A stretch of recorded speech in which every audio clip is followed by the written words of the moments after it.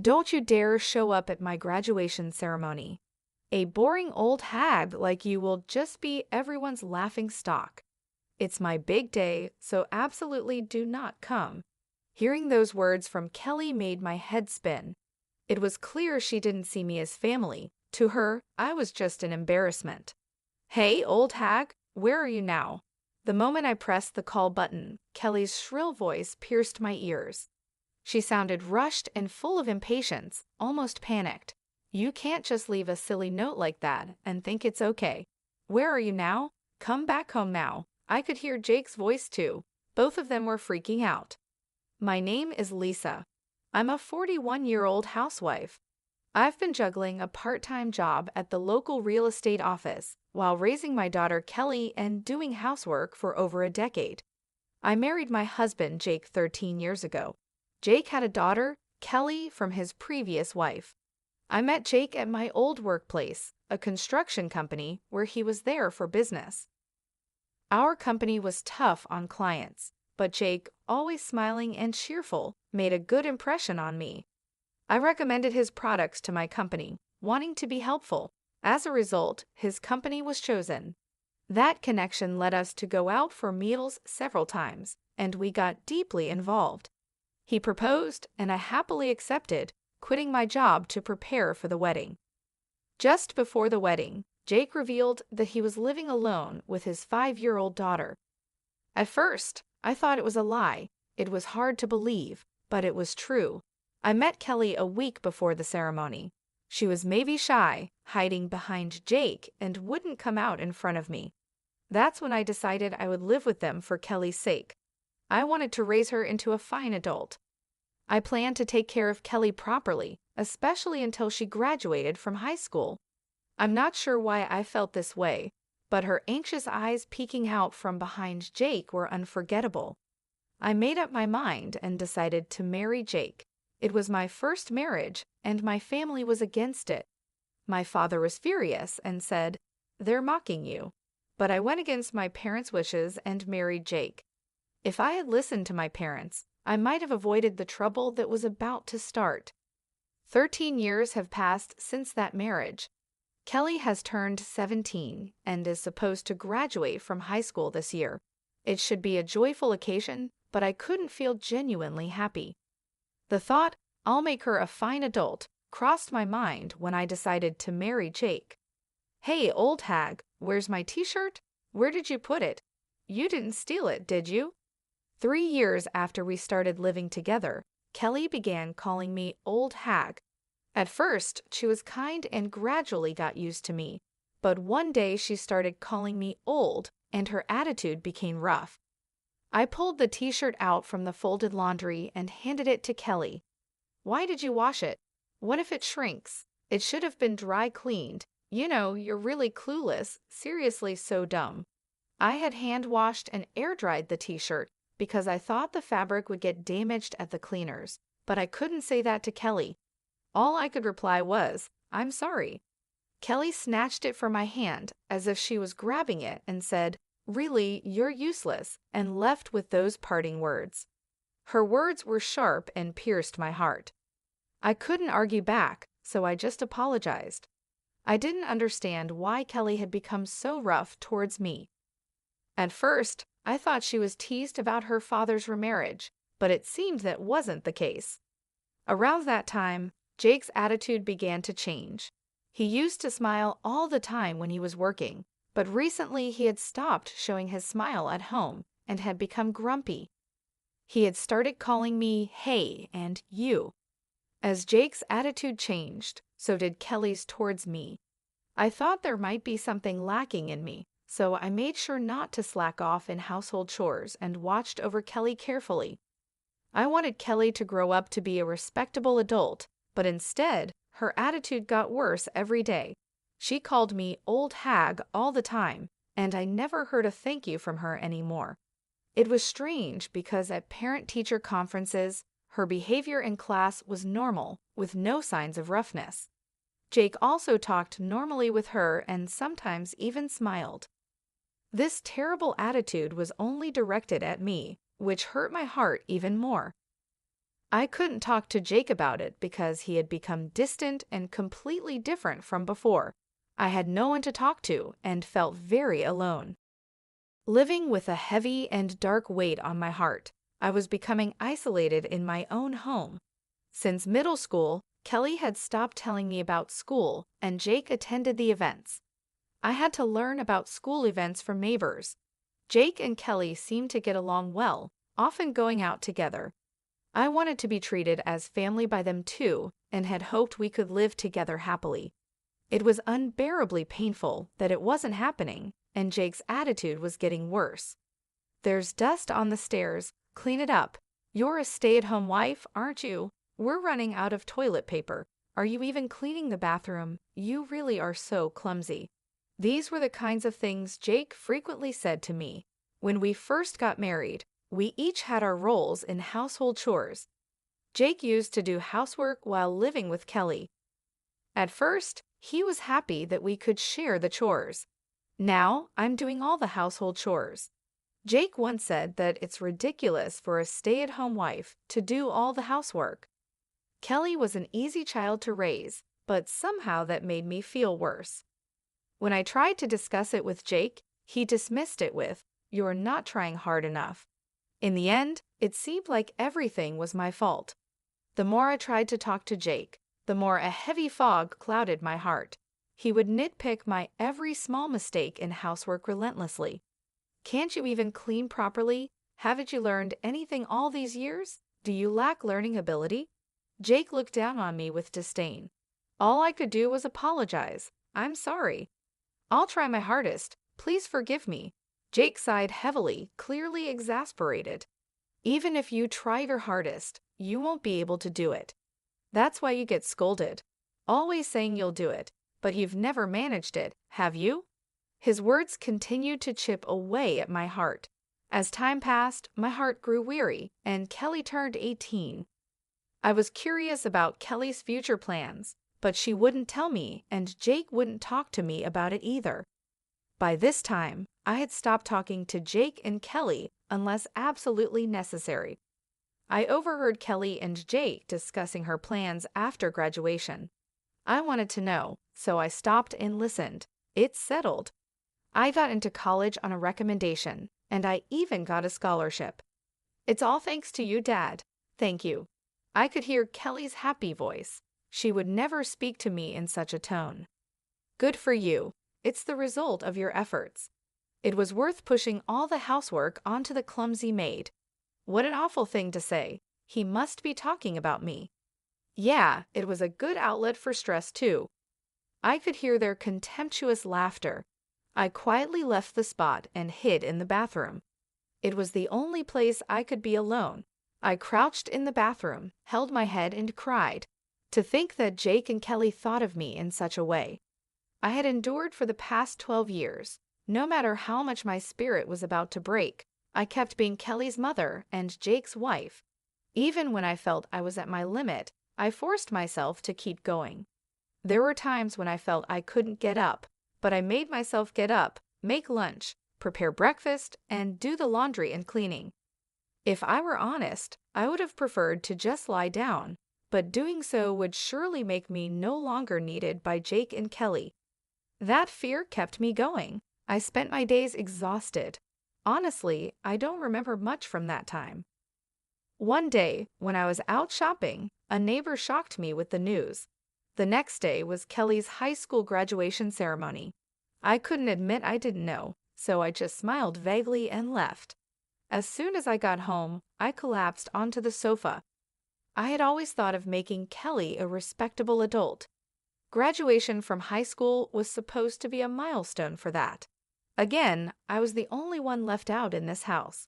I am not allowed to have a smartphone or use a computer. All communication and information came through Jake and Kelly, and they chose to keep me in the dark. I have a simple flip phone that can only make calls. Jake handles all interactions with the school, so I don't even have anyone I can call a mom friend. I have no way to learn about school information. Still, I found out about sports days and performances from neighbors' conversations and kids' chats on their way back from school, and I secretly attended them. I wanted to properly attend the high school graduation and celebrate her step into adulthood. As I was crying on the sofa, Kelly came back from school. "Hey, old hag, what are you slouching around for? It's depressing. You're making the whole house dark. Can't you do something about it?" Kelly glared at me. It was her fault, yet she acted like this. If Kelly had told me the date of the graduation ceremony, I wouldn't have felt this way. For the first time, I felt anger slowly rising from the depths of my heart. "The graduation ceremony is tomorrow, isn't it? Seems like you didn't tell me." I questioned her with a feeling of blame. Kelly looked slightly taken aback by my defiant words, but exaggeratedly sighed to cover it up. "So what?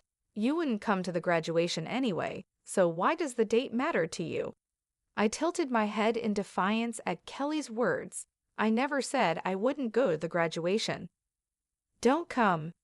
If a boring old hag like you shows up, you'll be everyone's laughing stock. It's my big day, so definitely do not come." Kelly's words about being everyone's laughing stock made me dizzy. Clearly, Kelly doesn't think of me as family. To her, I am an embarrassment. I thought this time would be different, but she wouldn't see me any other way. "Don't come." Kelly's words pierced my heart. It was clear from her own mouth that I was nothing but a nuisance. That night, Jake came home with a suit and a dry cleaner's bag. He had sent the suit to the dry cleaners himself, without asking me, of course.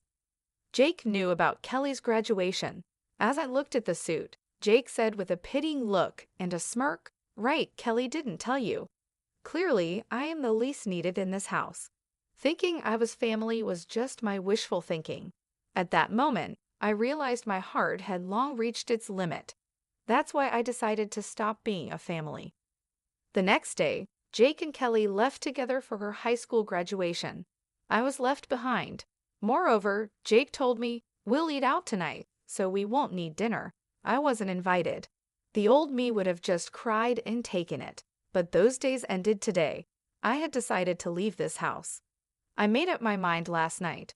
As soon as they left, I packed my bags, wrote a note, and left the house. I couldn't be a family with Kelly and Jake anymore. I decided to stay at my parents' house, about 3 hours away by train. At my parents' home, I started preparing to cut ties with Jake and Kelly. In the note I left, I wrote that I wanted to end our family relationship and live alone, and that I wished to discuss the details through a lawyer. I hadn't found a lawyer yet, but my father would likely know one. My family owns a lot of land and is known as wealthy landowners in the area. My father also owns considerable real estate and is well known locally. He certainly had lawyers in his circle. I had met a lawyer at a Christmas party when I was at home. Besides finding a lawyer, I had to sell the house where Jake and Kelly were still living. The house was built on land owned by my father, and the construction costs were covered by me as a wedding gift. I had been repaying my father little by little with the money I earned from my part-time job in real estate, which was also introduced by my father. Essentially, the house, both the building and the land, are owned by my father. They are in his name officially. At the time, Jake probably thought the house was a gift since he never asked about the ownership. He was likely too afraid to upset my father and lose the house. Jake is quite the coward. He is aggressively assertive toward those he perceives as beneath him, but to those above him, he is subservient and ingratiating. I explained everything that had happened to my father. As I spoke, tears flowed uncontrollably. I had to stop several times due to my sobbing, but my father listened until the end. There were tears in his eyes too. What comforted me was that my father didn't criticize the decisions I had made back then. In the end, he simply said, "You've had a hard time." Afterwards, my father made calls, and soon lawyers and real estate management people came to the house. Everything happened very quickly after that.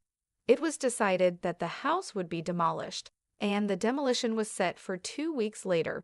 In the note I left, I wrote, "Please leave within a week." My father sarcastically remarked, "That's quite generous of you." For me, it was just about avoiding later complaints. The week passed as I consulted with the lawyer about the divorce. I also told my mother about the divorce, and we cried together. I can't forget the look on her face, furious, like a demon. I also talked with my father about what would come next. Above all, I needed to set up a new foundation for my life. It took courage to talk to my parents, and it was hard, but once I did, my heart felt lighter, and I slept soundly for the first time in 12 years. A week passed peacefully at my parents' home. Then my cell phone rang. As expected, it was Kelly. Honestly, I didn't want to talk anymore. Remembering how Kelly had treated me all this time, a dark feeling spread through my heart. I decided to ignore the call, but the calls didn't stop. Jake also started calling repeatedly. They were probably calling about the note I left, and maybe the demolition crew had also contacted them. For 12 years, Jake and Kelly had called me old hag and treated me like a servant. The way they treated me was not how family should treat each other. The thought of dealing with them again made my skin crawl, but leaving things as they were wasn't right either. I couldn't move forward without settling the past. If I ran away now and left things unfinished, I wouldn't feel at peace. After the way they treated me, it was time for Jake and Kelly to face the consequences. I braced myself and answered the phone. "Hey, old hag, where are you now?" As soon as I pressed the call button, Kelly's shrill voice pierced my ears. Her tone was rushed, full of impatience and panic. "Leaving a ridiculous note like that, you think that's forgivable? Where are you now? Come back right now." I could hear Jake's voice as well. Both of them were in a complete panic. I imagined Kelly coming home from graduation, finding that this servant-like woman who used to relieve their stress was gone. Moreover, there was a note saying divorce and leave the house. Even Kelly would panic in such a situation, especially on the day of her graduation ceremony. I couldn't help but let out a chuckle at how flustered Kelly was. Who is this?" Kelly seemed surprised by my response and stumbled over her words. I hung up the phone. Afterwards, I called the real estate management company to check when the demolition was starting. It was scheduled for tomorrow as planned, and Jake had already been notified. I asked to postpone the demolition to the day after tomorrow and requested that Jake be informed of the one-day delay. The one-day reprieve was granted. Jake would probably come here then. I was ready to deliver a heavy blow to Jake and Kelly. There were dozens of calls from them, but I ignored them all. The next day, around noon, I heard the doorbell and knocking. It must be Jake and Kelly. They probably wanted to come earlier, but the poor train connections made it take a long time. Jake and Kelly were panting heavily, looking really anxious. I had arranged for my parents to stay out of sight, so it looked like I was the only one home. I showed Jake and Kelly into the living room. Jake entered the house hesitantly, intimidated by my father, who is a wealthy and well-known figure in town with a commanding presence. Jake probably sees himself as beneath my father. On the other hand, Kelly wasn't intimidated at all. She seemed determined to confront me and take me back. Kelly slumped into a chair in the living room, crossing her legs and arms, silently motioning for me to sit opposite her. I prepared tea slowly and calmly before sitting across from her. Growing impatient, Kelly started to speak. "What the heck is all this about?" Jake, who was sitting next to me, placed the note I had left on the table. I just stared silently into Kelly's eyes without any reaction. Kelly looked away first, trying to shake off the awkwardness with a laugh. "What was with that 'who is this' yesterday? That was some pretty bad acting." Still, I remained silent, staring at Kelly. She became uncomfortable under my gaze, shifted in her seat, and continued talking. "Look, you can't make it on your own without us. You're nothing but trash." I almost reacted to Kelly's harsh words, but managed to restrain myself because I could hear the tremor in her voice. Kelly must be putting on a brave front. So far, Jake had been silent, just watching how things unfolded. "Stop being so stubborn and come back home," Kelly berated me with harsh words, trying to confuse and drag me back home. The more excited Kelly got, the calmer I responded. I don't have a family, do I? Oh, I do have parents, but you two aren't my family, are you? I said. Kelly, for her part, probably felt out of her depth. She started talking loudly. What are you talking about? You and Dad are my family, right? Hey, Dad, that's right, isn't it? Kelly must have felt at a disadvantage alone, so she asked Jake for help. Jake looked around nervously and, seeing that no one else was around, seemed relieved and started talking to me. That's right, you can't live without us, just like Kelly says, so you're coming back. Jake began to act all high and mighty when he saw my parents weren't around. Looking back, I realized what a cowardly man he is. As I said before, I have no family, I answered firmly. No matter what Jake and Kelly say, I'll keep treating them as strangers. Jake and Kelly are not my family. If they were, they wouldn't treat me like a slave. Family is about holding hands and helping each other. When someone in the family is in trouble, it's normal for the family to support them. However, Jake and Kelly were different. They've been treating me as a servant and an outlet for stress for over 12 years. Jake and Kelly insist that this is normal. They're unaware of how terrible and wrong it is. They've been oppressing me unconsciously. I'm amazed I've put up with it for 12 years. I'm impressed with myself. It all started when I saw Kelly peeking from behind Jake. I was bound by my own words to raise Kelly into a fine adult. Because of these words, I've been desperately serving Jake and Kelly. That's why I endured until her high school graduation.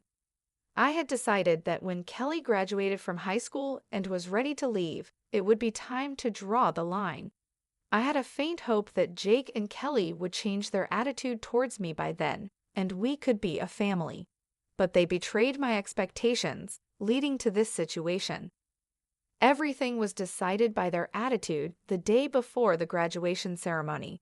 So I'm facing them with the appropriate attitude now. Jake and Kelly are no longer my family, which is why I don't treat them as family. Kelly started to change her tone, realizing the seriousness.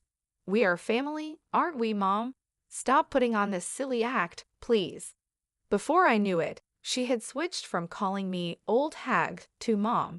Apparently, Kelly began to understand that things wouldn't go as they used to. Jake watched anxiously as he looked at me and Kelly.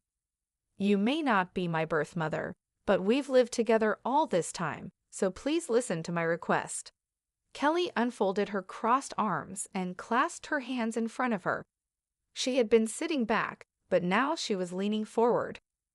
I have no obligation to listen to requests from someone who isn't family, I continued, keeping my emotions in check.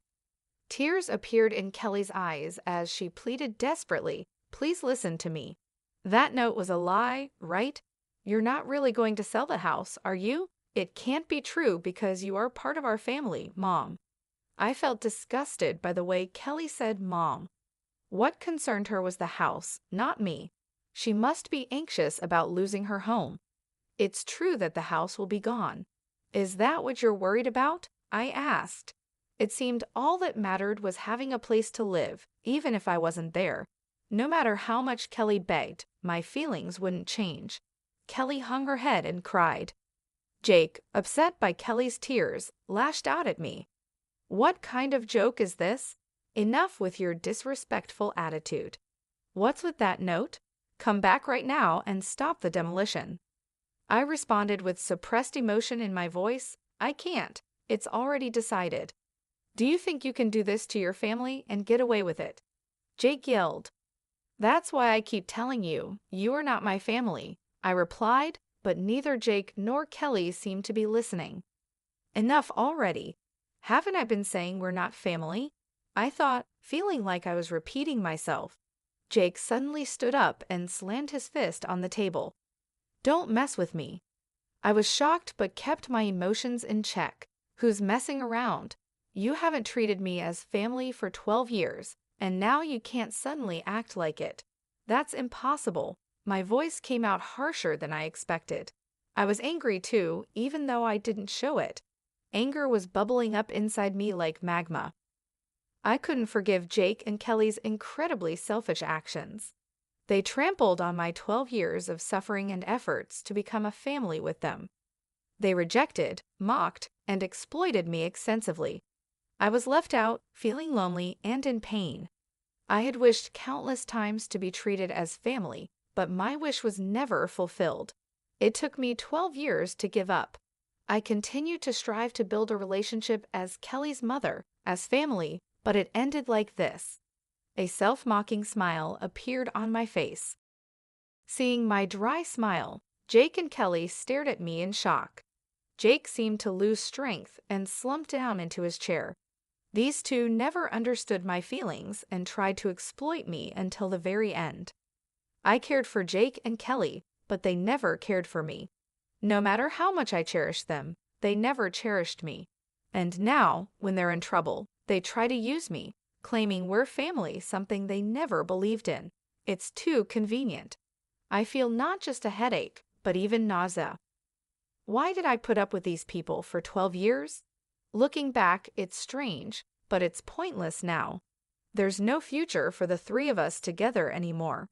All I can do is make Jake and Kelly acknowledge their guilt and make amends. I no longer expect anything from Kelly or Jake, nor do I trust them. Jake stood up and apologized deeply. I'm sorry, please come back, I'm begging you. No matter how he apologizes, it doesn't resonate with me at all. I won't reach out to help, and I definitely don't think about living together. Enough already. I'm not your family anymore. I'm a stranger to you. Kelly also began to apologize deeply. I'm sorry, please forgive me. We're family, so I want to go back home together. I'm appalled by her selfish way of speaking. After treating me like a stranger for 12 years, now what? Come back because we're family? Did she think I'd be okay with that? That's too naive. No way. It seemed I could no longer keep my composure. Words I would never have said before came out of my mouth. I don't want to hear your excuses. I can't trust any words anymore. I definitely can't think of us as a family ever again. Then I placed a single piece of paper in front of Jake. It was a divorce form. Of course, I had already signed it. Hurry up and sign the divorce form. I'll file it myself. Write it here right now. Jake shook his head vigorously, then showed me a smile. Think it over, okay. I was shocked at how bad Jake was at the end of our life together. He really is a small-minded man. I had always misunderstood Jake's ingratiating smile. The smile he showed when we first met was a sleazy expression of sizing someone up. I mistook it for the smile of a kind person. Thinking about it now still makes me angry. I stood up and called for my parents in the back. My parents then entered the living room. Jake's mouth hung open, as if his jaw had dropped. Father-in-law, he stammered. My father glared sharply at Jake, and my mother also looked stern. Just being glared at made Jake shrink and cower. I'm very sorry. Jake started apologizing deeply and forced Kelly to do the same. I've troubled you because of Lisa's misconduct. I thought I heard wrong. My misconduct? Was Jake still trying to evade responsibility? My father's eyebrow twitched, but he remained silent. Lisa, well, she left home on her own, so I was just trying to persuade her to come back, right, Kelly? Jake urged Kelly to agree with his ridiculous story. Lisa's misconduct. Don't joke with me. My father's loud voice echoed through the house, making the windows rattle. Jake and Kelly gasped quietly. My father stood in front of Jake, meeting his gaze. How can you say Lisa was being selfish? You only think of yourself. You really are a petty man. Then he turned to Kelly. You've done some terrible things too, Kelly. What did you think of Lisa? You did it again. My father's loud voice reverberated throughout the room. Kelly must have been really scared. Her body was trembling. My father stood towering over them with a stern look. Kelly, you've been causing problems at school too. I've looked into it. Using my father's connections, we hired a private investigator, and it turns out Kelly had been extorting money from a girl at school. The victim was too scared to confide in anyone, but my father arranged for her to file a criminal complaint. Kelly, with wide eyes, exclaimed, "She ratted me out, didn't she?" I felt like I had seen Kelly's true nature. She hadn't reflected at all. She was only thinking about getting through this situation. "And you, Jake, you've been embezzling money from the company." This too was revealed by the private investigator. Jake had been making fake business trips. I hired the investigator to strengthen my case for divorce, but the investigation uncovered appalling facts about both of them. "Why, how could you even? Was it her?" Jake reacted just like Kelly, showing no remorse at all. They were so bad at accepting their fate. Neither of them would escape punishment from me. They would face societal sanctions too. Then my mother spoke up. "All right, the discussion is over. Sign the divorce papers and leave this house immediately." Jake, sobbing and muttering "no, no," gave up when my father handed him the pen. He sat down and signed the divorce papers. I glanced at the clock. It was almost 8:00 p.m., and the last train was at 8:25 p.m. If they missed it, there would be no trains until tomorrow morning. In this small town, there were no other means of transportation. If they didn't catch the last train, Jake and Kelly would miss the demolition scheduled for tomorrow. They probably hadn't packed their bags, thinking they could persuade me. While I was hesitating whether to tell them, Kelly suddenly said something unbelievable with a sulky attitude. "But this divorce was initiated by you, right, Mom? Dad, you should get alimony." Kelly must have been desperate after being exposed. My parents looked shocked. "That's impossible. What you two have done is outright domestic abuse and a crime," I said. Kelly, momentarily taken aback, retorted defiantly, "Show the evidence then." I placed a notebook on the table. "This is a diary I've been keeping since we got married." Kelly glared at me with a mocking look. "You don't even have a smartphone or computer. What kind of evidence could you possibly have?"